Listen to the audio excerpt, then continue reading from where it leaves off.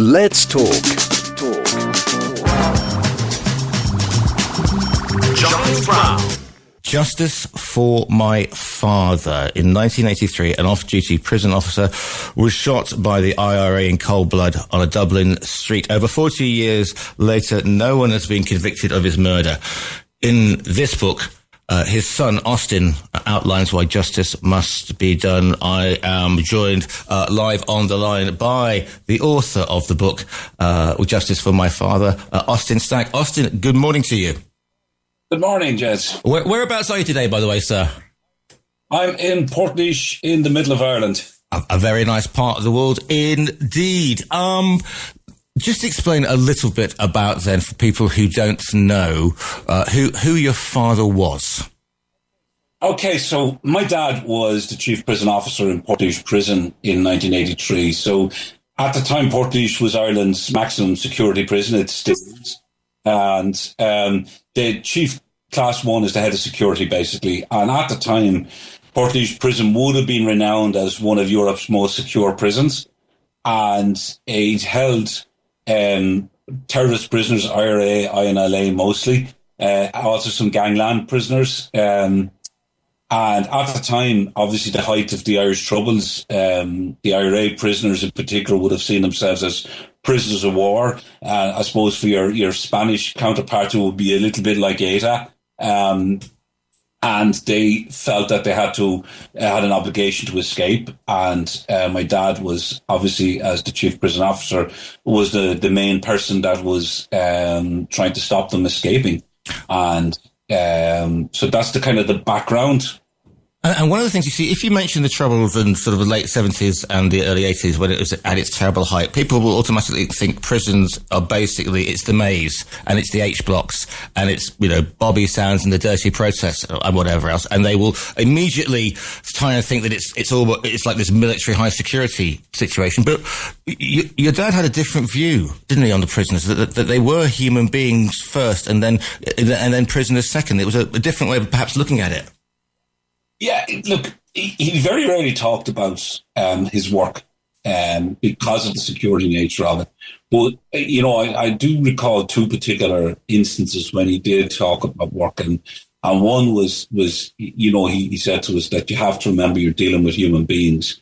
And while he had absolutely no truck with what particularly the terrorist prisoners were in for, and he didn't like what they were in for, But he also saw the human side to him and a human side to them. And I do recall one in particular incident where he was quite annoyed that a chaplain had come into the prison and given the wrong details of a death in the family to a prisoner, an IRA prisoner. And my dad had to go back and kind of undo the damage that had been done. And he kind of said to us, look, you have to remember you're dealing with human beings. It's, and you can't just say, let that go, And, he also, I remember the only other time he would have spoken about the prison was in relation to the murder of Senator Billy Fox. And, in an Irish context, he was quite unique because we have two houses. In the Irish Parliament, it's quite similar to the US that you have two houses. The British system is similar. You have the Lords and the Commons. In Ireland, you have the Senate and you have the Dáil. And the Senate would be the upper house. And Senator Billy Fox was from Monaghan, but he was a Church of Ireland man, which would have been the less dominant religion in the 26 counties. And he was murdered by the IRA when he was on a visit to his fiancée. And my father always felt that was a particularly heinous crime because, first of all, it was an attack on democracy, but it was also a sectarian attack. And he really felt that was a particularly, evil act. And, that it showed the human side of him. Because we were brought up in my family, my dad was what you would call a pure Republican. He believed that everybody, no matter what your religion, creed, race, had an equal voice and that democracy derived from that voice. And that's how he brought us up. He brought us up on, my house was, when we were young, was filled with books, about the French Revolution and the Wolfe Tones and all of those, pure Republicans. And, that's what we learnt as kids. And that's how, but my dad lived that. But not only that, I mean, he had a life outside of, because people are always sort of two-dimensional. I always find in these situations, you're black or you're white, etc., etc. And if you are in the prison surface, then you go home and nothing happens outside. You go to work, you go home. There's no life outside it. But your dad was passionately involved in boxing and also the sport that I can never get my head around, which is GAA. Yeah. You see, my dad used that as a release, I suppose, and he was very much into Irish culture and Irish sport. So the GAA, the hurling, which is probably the one you're talking about with the sticks, and the Gaelic football. And the hurling was particularly a passion of his. And Portlaoise was I suppose, a middle-sized town at the time. It's now quite a big town. But hurling had kind of died a death, and he was one of the people that kind of got involved and tried to bring hurling back. But he was also a sports administrator. So when in his younger days, he while playing, he was also a referee, and he refereed a couple of fairly big games at the Gaelic football. And he was also involved then in he was secretary of the Portlaoise Boxing Club. And he was an international boxing judge and referee. But for him, I suppose a lot of that was a release. It was his way of cutting himself off from what was going on in the prison. And, he encouraged the prison officers. And a lot of the prison, he used to organise sports days and table quizzes and stuff for the prison officers as a way of getting them a release from what was going on. You come out of the prison in the evening and you cut yourself off from that part of the world, but you also have another release. And he was very mindful of that with his colleagues, that himself and obviously his colleagues, that they needed that extra dimension to life to take their minds off the particularly, because it was a very tense atmosphere working in Portlaoise at the time. I mean, this sort of thing now is sort of standard and therapy, but he's kind of ahead of his time, isn't he? All that because people don't think about the prison officers because they've got to leave these situations high tension. You don't know what's going on, and it's not all sort of shutting people in, but it's also you get the emotional bond, you get the stories. Some people are in prison because they are just things have gone horribly wrong for them, and you can't just switch off and go home and close the door and then be say hello to your lovely wife and your kids. So I suppose in a way he's ahead of his time in that way. Yeah, very much so. And I know when I joined the prison service myself in 1991. And at the time, you weren't supposed to talk to prisoners. That was the rules. And, it was very much a them and us, whereas now you're encouraged to talk to prisoners and get to know what's going on in the prisoners' lives. So then you can preempt where they have struggles or preempt what might be trouble coming down the line and divert the prisoner into various ways of doing things that would prevent that. But my dad was a little bit ahead of his time in that respect, yeah, definitely.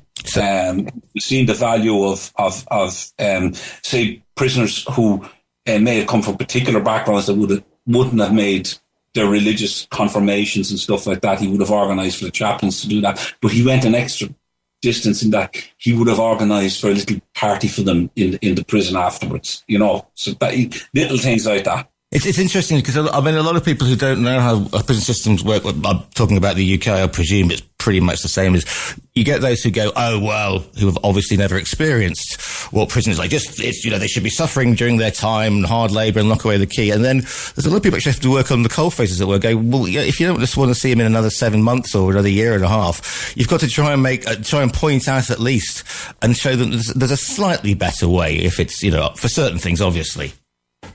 Yeah, definitely. And, that's the type of man that he was. Now, I will say he was also, extremely diligent at his job, and he was extremely security conscious. And you have to remember at the time that the IRA were trying to smuggle in guns, explosives. They had a particularly big escape where 19 guys got out about 5 or 6 years beforehand. And they had blown a hole in the wall of the prison. So you had all that going on, and my father was particularly good at the time. He had cultivated an informant within the IRA, and he also knew that the man that was directly above him, a deputy governor, was in league with the IRA and was helping them out. And it was at that point that he was changing a particular lock on a particular gate every month, so that whenever the IRA prisoners, he knew they were trying to plan an escape. And whenever they needed to go. They needed to get through this one particular gate. And he changed the lock every month, so they had no chance of being ahead of him. And every time they got a key to the gate, they found it was changed. The lock had been changed on it, and it showed that he was extremely diligent that way. And that's why the IRA wanted to get rid of him, because they knew they couldn't have. They were trying to effect an escape in Portlaoise, but also in the Maze at the same time, had to have a big, massive PR coup. And if kind of people may remember that the IRA had a massive escape out of the Maze prison at the back end of 1983.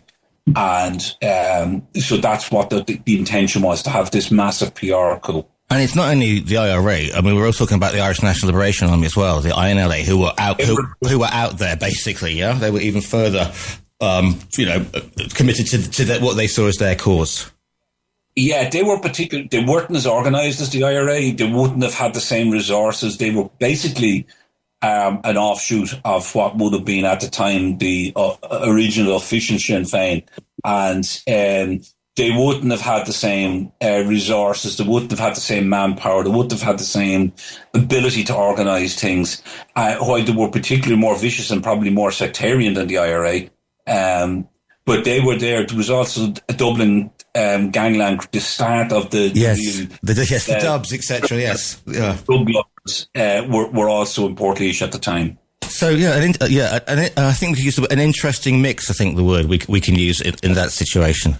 But they would have all been kept separately. Yeah. So you had the IRA and INLA prisoners were on what is known as the E wing in the E block in Portlaoise, and they would have had separate landings.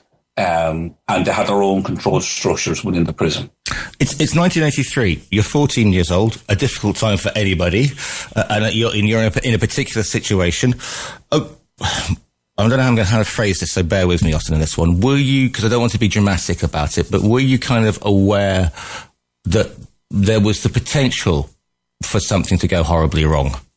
In terms of what happened to your father? I mean, as a young, as a young man growing up, did you kind of realize that obviously you're living where you're living, the situation? Did you think, well, what my dad's doing is perhaps?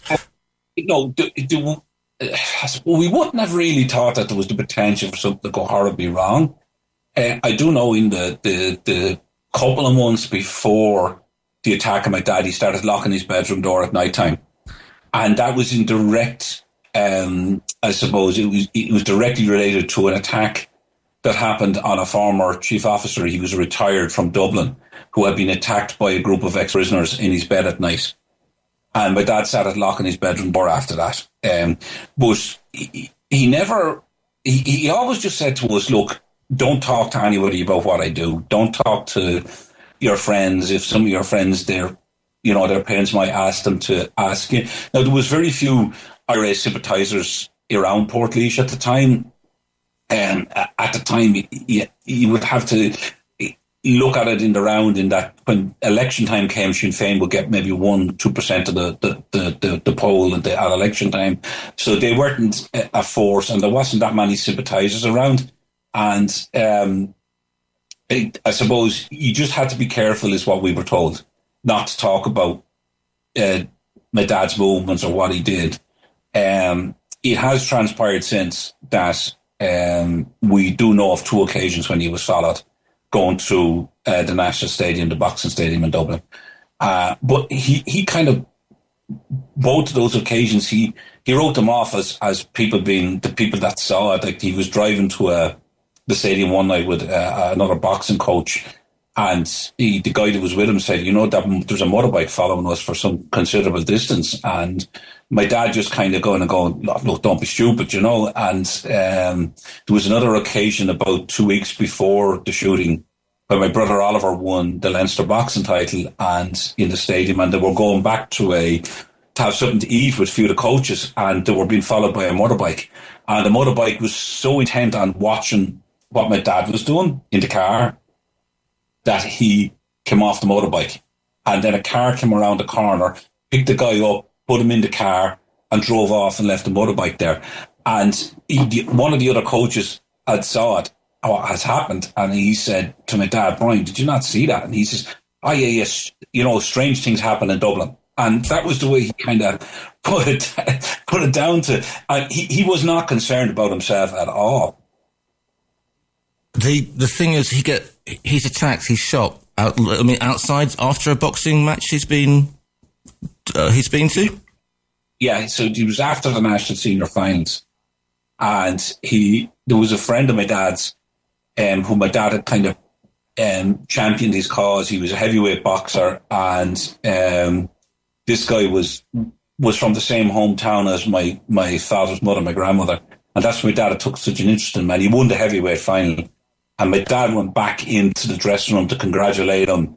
And the rest of his friends, there was 5 of them, and the driver Joe, being his son Christy, who would have been my brother Kieran's class in school, they were all waiting in the car for my dad. And young Christy was the one that actually saw what happened. He saw it happen to this day, you know, and he was walking across the road, and a guy came up behind him and shot him in the back of the head. And 2 doctors that were in the box and came running out. There were 2 lads from Belfast, 2 doctors, and obviously being from Belfast, they were well able to do field hospital techniques, and they cut this windpipe tracheotomy in his neck to get some air down, and they saved his life at the night. But he was brought to hospital, and he was in a coma for 6 months, and when he woke up, then he was very badly brain damaged, and he was paralysed from the neck down. And he succumbed to his injuries, didn't he? Sort of a year and a half later, I think it was when he passed. Yeah, he was in hospital. He was in a coma for 6 months, and they transferred him to the National Rehabilitation Hospital, which deals with paralysis cases.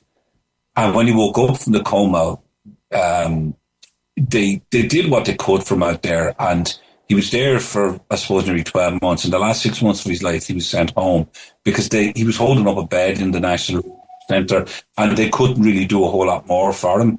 And my mother had to go to the expense of, you know, doing an extension on the house, building a special bathroom, getting a tracking system on the roof, buying a particular type of bed, and you know, these things were just, I suppose, expensive at the time, and it just became, you know, you had to get a new car. And she no sooner had all this stuff done, and my dad was home, and then he just passed away he just collapsed one morning, and then a week later he was brought straight to the hospital, and he passed away. But his organs had basically all given up. It's what happened. You become a young man. You joined the prison service. You said you went into the prison service yourself. It would have been very easy to be bitter and you could understand having gone through that trauma, and become hardened in a way that perhaps your father wouldn't have wanted you to, and you start the background to this book. You start to try and look for the people who did it, but not for the reasons, if you like, of revenge. Is this sort of for understanding, or to bring, the Americans would call it closure? And just quickly, 2 other things, because for a lot of people, we've got a generation, whatever they call them now, who don't know about, it seems crazy if you grew up at the same time and we're the same age in the 80s. It was front and centre during the 70s. Even on the mainland, obviously, we had Birmingham, we had, the bombings, and we knew all about this. And there's also been a change in the narrative that, and again, using it carefully, romanticising sort of as the IRA were, as they were in sort of 1916 or 19, whatever. And this is obviously got to sort of stick in your maw, as it were, Austin. Yeah, there's a couple of things there.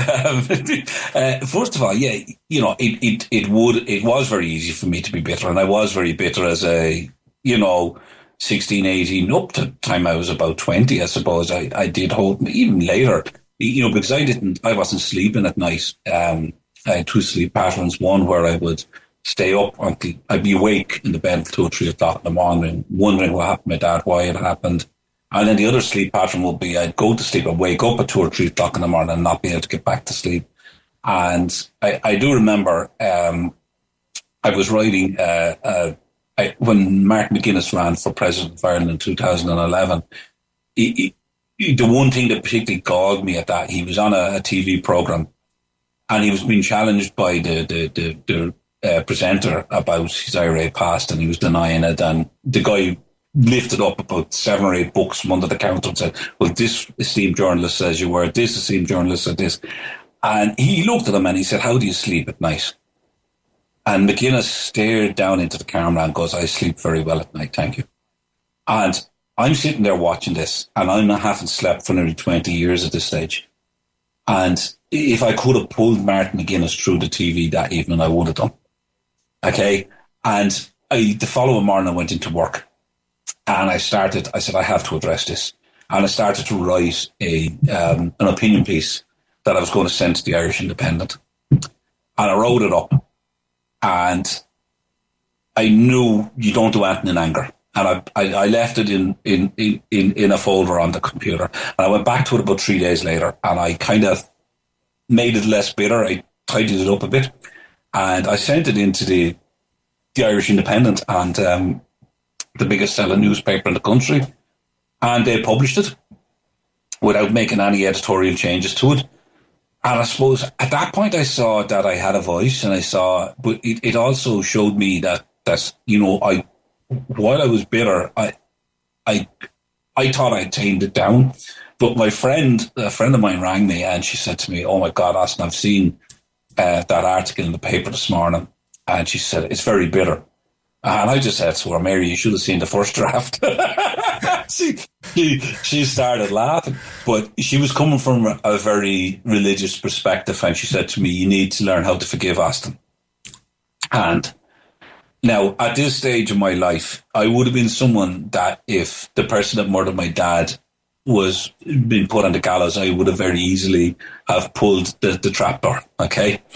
And I was full of that, and she kept saying to me, I said, "I'll leave all that religious stuff out of it, Mary." She said, No, I'm telling you need to think about this. And I was driving home that evening, and it was playing on my mind all day what she had said. And I can still remember where I was on the road. And it was like I was struck by a bolt of lightning. I was passing this soccer pitch, and suddenly the light went on in my head. And I said, if I could twist what she said and make it work for me. So what I came up with was, and I was driving, and I was literally only about 2 minutes from home. And in that 2 minutes, everything just kind of came in a circle to me. So if I can forgive them, not for them, but for me, okay? So what it is I'm taking this bitter monkey off my back, and I'm handing it back to them, and I'm saying, you did this. This is yours. You're responsible for what happened. You take responsibility for this. And I'm saying to you, I forgive you. You go and deal with it now. And that's how, and I give talks on that. And, I've given talks to groups of victims up in Northern Ireland. Now, some of them, it depends on where you are in dealing with what happened in your life. Some people may not be ready to hear that. Other people may be ready to hear that and go a step further. But for me, it has helped me. I've slept since. I've been able to get on with my life since. I can still write about what happened. I can still challenge the IRA and Sinn Féin to come clean about the past, to come clean about what they did. But I can do it from a place that I'm not bitter, and it doesn't weigh me down. So, yeah, I was bitter. Yes, I was in that space. But I've kind of come full circle on that. But for us, I suppose justice means that I did it to Gerry Adams when I went to meet him, that if the IRA gave us a full admission of responsibility, that we would be prepared to say, look, okay, and let nobody be charged with this. And we're done. We've had our closure because you guys have now owned up to it and fessed up to it. For me, I would have liked to have met the person that did it and speak to them and challenge them. I mean, the one thing about I'm big into restorative justice. And the one thing about restorative justice, some people think it's a kind of a fluffy way of doing things. But it's not. You can actually challenge the person. If I was in a room with that person, I could challenge them and robustly challenge them as to why they did what they did and pick holes in what they did. Like when we meant to meet with Gerry Adams and the senior IRA commander up the mountains, that was an extraordinary meeting and how we did it and how I organised it and stuff. We were put into the back of a blacked out van. and brought up the side of the Cooley Mountains. And we were basically, Adams now says we were brought into South Armagh, which was bandit country. The British Army didn't even go there. And we met a senior IRA commander. And basically, after 30, because they initially said they didn't do it, the IRA, INLA, and Prisoner Revenge Group all issued statements saying they had not carried out the attack. But the IRA gave us an admission that day. They told us that an IRA commander had organised the attack and had got his team of IRA team to carry out the attack. They then said it wasn't sanctioned by the Army Council. So that was where they went about 70% of the way there. The reason that they did that was that I am aware through talking to people. I was talking to one man who was actually in the room. The attack on my dad was organised in a house about 3 miles outside of Portish, where I'm from. And there was at the time in 2013, two of the people that were in that room in 1983 organising the attack, two of them in 2013 were senior Sinn Féin politicians. So Sinn Féin could not admit full responsibility and say it was sanctioned because two of their leading politicians were in the room that day. And, that information has come from another individual that was at that meeting in that house on that night that I spoke to. He's in the witness protection program, or he was, and I tracked him down and went to see him in London. And we had a meeting. We spent the whole day together. So I've got information from various sources, high-level Gardaí, journalists, and it all is the same information. But that day, I was able to challenge Adams. When we got so I'm saying to you about doing a restorative meeting and be able to challenge people robustly. When they told us it wasn't sanctioned by the Army Council, I was able to challenge Adams and say, yes, it was. It was sanctioned by the officer commanding of the Southern Brigade of the IRA. He was the one that gave the go-ahead. And, to have that level of information that I had, but I wanted them to admit to it. Austin, I'm going to run out of time and crash the news, which is the thing. I'm really sorry because I could talk to you about this for probably until Thursday. If people want to find you and get the book, where's the best place to go, please? So, okay, you can hit me up on Twitter, ADStack68, or on Facebook, Austin Stack I'm on Facebook. Okay, so those are the two best places to get me. And you can order the book via our own virtual bookstore. Listeners, go and... If people in Europe want to get the book, okay, Kenny's.ie do free worldwide shipping. Perfect. The book is called Justice for My Father. Austin, thank you so much for your time today. Cheers, thank you.